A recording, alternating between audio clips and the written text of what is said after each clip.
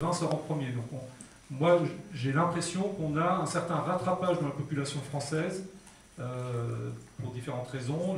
Il y avait plutôt une sous-représentation du secteur vin, et l'image est en train de changer. En tout cas, il y a un frémissement au niveau de la population des consommateurs vis-à-vis des vins issus de l'agriculture biologique. Alors, les obstacles à la consommation, j'expliquais précédemment que le vin était un petit peu à la traîne par rapport à l'ensemble des autres produits bio. Donc pourquoi on constate qu'il y a plusieurs types d'obstacles. Il y a plusieurs causes à l'explication de cette sous-représentation des vins. Alors, première difficulté qui est assez récurrente, c'est qu'en fait, dans l'image que peut se faire un consommateur de vin, donc pas forcément averti, mais le vin est déjà considéré au départ comme un produit naturel.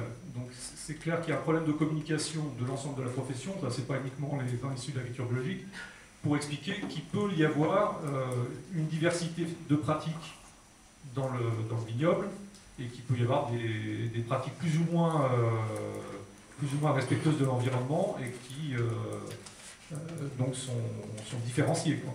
Donc il y a un décalage entre cette image d'Épinal du consommateur qui est de dire le vin c'est un produit naturel, donc il y a peu de process, où il y a peu de techniques dans l'élaboration du vin, et la réalité de ce qui se passe effectivement dans le vignoble et dans le cadre.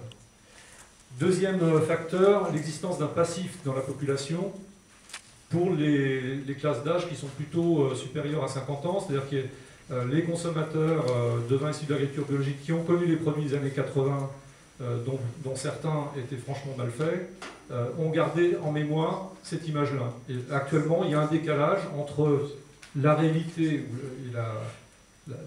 la réalité de la qualité dans sa variabilité, mais la réalité de la qualité des produits actuellement, et ce que peut en penser le consommateur. Troisième facteur également, le vin ne fonctionne pas au niveau de l'achat selon les mêmes critères que des produits de base. Les critères principaux, c'est d'abord la sécurité, le plaisir, avant la sécurité alimentaire, et donc on n'est pas dans le même registre pour les facteurs d'achat du produit. Et puis enfin, on a une sous-représentation en grande distribution, donc les produits sont proportionnellement moins accessibles et peut-être moins lisibles. Dans un linéaire d'hypermarché, on va avoir 700-800 références. C'est quand même difficile d'aller identifier où se situent les vins issus de l'agriculture biologique. Donc au total, je pense qu'il y a un déficit de communication actuellement, et qu'il y a une réelle nécessité de recommuniquer vers le consommateur sur les réels attributs de ces produits. Sur l'export, donc